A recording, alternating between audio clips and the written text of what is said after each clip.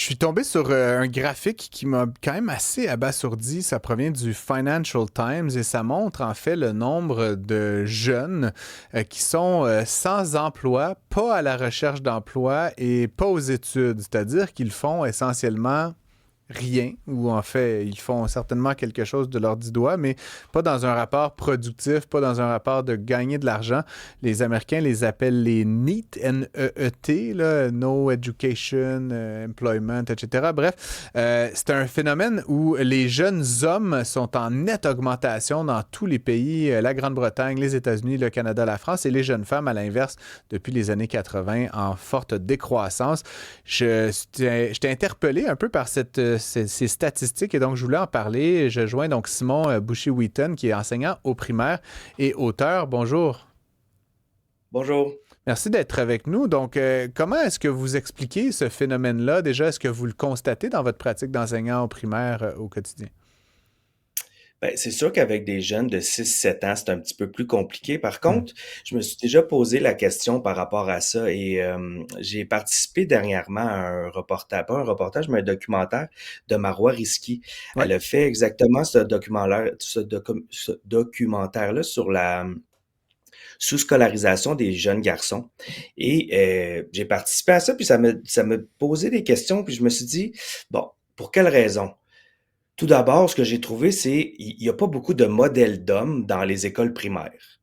Hmm. Donc, en partant, pour les jeunes garçons, c'est difficile de trouver un sentiment d'appartenance ou ne serait-ce qu'une idée de quelque chose, d'un homme qui aime lire. Donc, tu sais, vraiment un modèle à travers ça. Mais donc, ça veut dire qu'on se retrouve quand même en l'absence de ces modèles masculins avec des jeunes garçons qui finissent éventuellement peut-être leur primaire, certainement, leur secondaire, en Mhm. tout ou en partie, et qui se retrouvent carrément à passer la journée à la maison ou en fait à gambader, là, mais qui ont aucune ambition, qui font pas d'études, qui cherchent pas de travail, qui ne sont pas en emploi. Puis encore une fois, là, les statistiques qu'on a vues à l'écran là, il y a quelques instants, là, c'est qu'on parle de taux là, qui peuvent parfois franchir les 10, 12, 15 dans certains pays. C'est quand même un peu préoccupant comme indicateur, non? Ben, c'est très, très alarmant. C'est surtout, je trouve ça triste aussi parce que l'école, dans le fond, après, le deuxième constat que j'ai fait, c'est que l'école est souvent mésadaptée pour tout le monde en général, que ce soit les filles ou les petits garçons, mais surtout pour ceux qui aiment bouger. Donc, tu sais, au primaire, là, on a 2 cours d'éducation physique par semaine, 2 heures par semaine. Donc, tu sais, il faut augmenter ça aussi. Il faut les garder à l'école.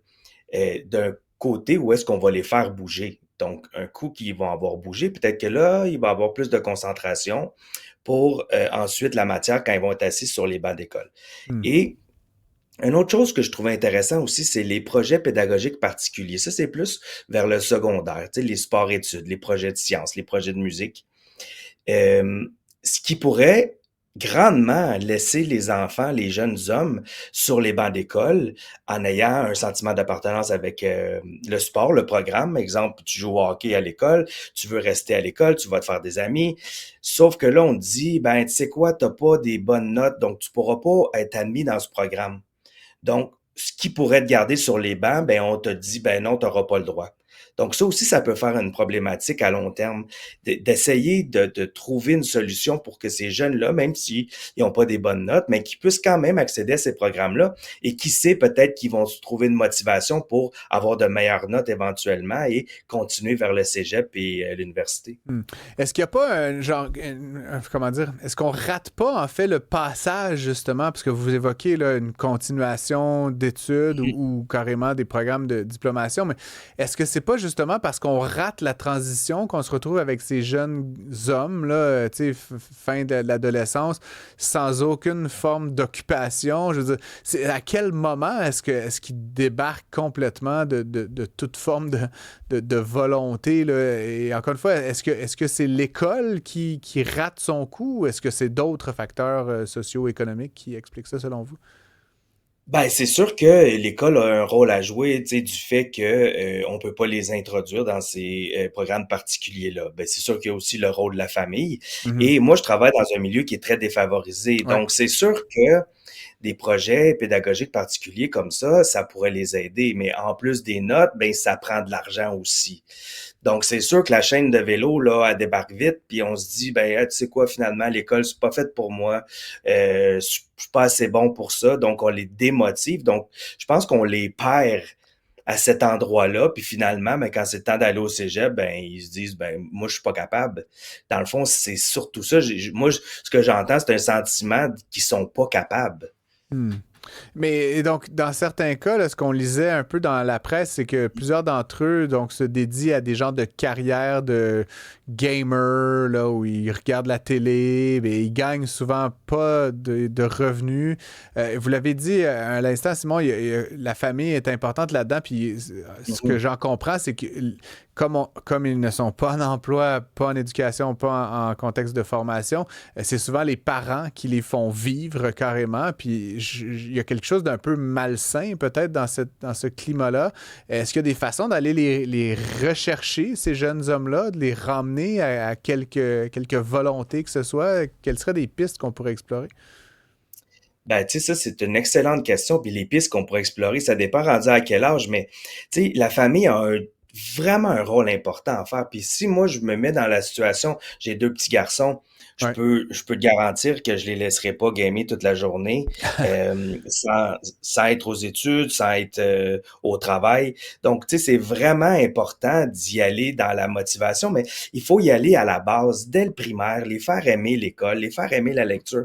Il faut que ce soit un endroit que ça soit agréable. Faut pas que les enfants fassent «Ah non, je m'en vais à l'école» ou non, il faut que ça soit cool. Donc, tu sais, il faut qu'on rouvre les portes des écoles. Il faut qu'il y ait des activités parascolaires qui sont agréables pour eux autres dès le plus jeune dès le jeune, les premières années, où est-ce qu'ils vont dire, ben l'école, c'est cool. Parce que vite fait, quand tu as des échecs puis tu trouves ça plate, l'école, ça devient un lieu où tu n'as plus le goût d'y aller, là. Hmm, je comprends. Donc, c'est un problème qui certainement fait rage. Fred Bastien, toi, tu Ouais, des... c'est tellement intéressant là, parce que je me promène sur Internet pour essayer de trouver des théories. Il y a plein de gens, ironiquement, sur Internet qui commentent ça en donnant un peu leur manière de voir. Il y en a qui posent la question, est-ce que c'est parce qu'on a trop dévalué les jobs qui, justement, ne requéraient pas un parcours universitaire? Est-ce que ces hommes-là, normalement, auraient trouvé là, un chemin différent sans passer par l'université? Il y en a d'autres qui sont moins d'accord avec cette idée-là, mais quelque chose qui a quand même retenu mon attention, c'est l'idée que maintenant, tu sais, on parle souvent de la jeune fille qui se compare sur Instagram avec les autres jeunes filles qui sont plus esthétiques avec des filtres, etc. Mais je me pose la question, moi, si les jeunes hommes ne se comparent pas avec les gens qui semblent richissimes sur les réseaux sociaux, on les voit autant sur TikTok que sur Instagram que sur d'autres réseaux où on a l'impression là, que si à 25 ans, tu fais pas 200 000 $ par année, mais t'es un échec, il y a peut-être une question de découragement aussi en se disant, mais ça vaut pas la peine, je devrais même pas essayer d'avoir une job, entre guillemets, normale, tu sais, qui pourtant là, ferait du grand bien à sa santé mentale et à son sentiment de progresser vers quelque part dans la vie. Ben, moi, je suis tout à fait d'accord avec ça aussi. Puis honnêtement, je fais dur de bord aussi, parce que je fais pas 200 000, puis j'ai 42 ans, fait que ça va pas bien. Ben, qui, là, Mais, sérieusement? Ouais. non, je le sais, je fais des blagues. Mais tu sais, ça m'arrive souvent là, de demander à des élèves, on fait des travaux, qu'est-ce que tu veux être plus tard? Est-ce que tu as réfléchi à ça? YouTuber revient souvent. Puis ça me fait mal, là. Tu sais, quand j'entends ça, ça me donne des boutons. Puis je me dis, OK, mais ça peut être cool, mais en même temps, je sais pas, j'ai de la misère avec ça aussi. Puis est-ce que c'est parce que c'est nouveau ou quelque chose? Mais souvent, des YouTubers, ben, c'est pas tout le temps hyper intellectuel non plus, là. Ouais, là, j'ai envie de défendre un peu parce que bon, j'en fais là, personnellement aussi. Là, moi, ma vision de ça, c'est un peu comme quand on demandait aux jeunes des années 90 qu'est-ce qu'ils voulaient être, puis ils disaient, ben, je veux être une rockstar. Je pense que c'est plus le besoin d'être reconnu, le côté de la quête de popularité. Puis je mentionne aussi, il y a plein de bonnes raisons de vouloir jouer au hockey sans nécessairement un jour faire la Ligue nationale. Là, on peut apprendre à raconter des histoires, à faire du montage, à réseauter en ligne, etc. Donc, bref, c'est pas moi le prof, là, c'est vous, là, mais comme il y a moyen de canaliser cette énergie-là vers quelque chose de plus réaliste, mais sans nécessairement blâmer les jeunes qui voient ça peut-être comme justement là, une manière d'être aimé puis adulé, alors que bon, c'est plus compliqué que ça. Là. Ouais, mais c'est ça. Mais moi, c'était plus le côté du gaming sur Ouais, YouTube. C'est ouais, ouais, plus ouais. vers ça que les jeunes ils sont, tu sais, de faire, tu sais, moi, j'en regarde des YouTubers aussi là pour plein de choses, puis je trouve ça super intéressant. Ça démocratise plein de sujets, c'est super cool.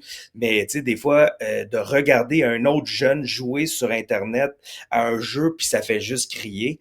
C'est souvent ça qu'ils veulent Ouais, devenir quand ils sont très jeunes. Donc c'était une bon petite point. nuance là. Ouais. Hmm.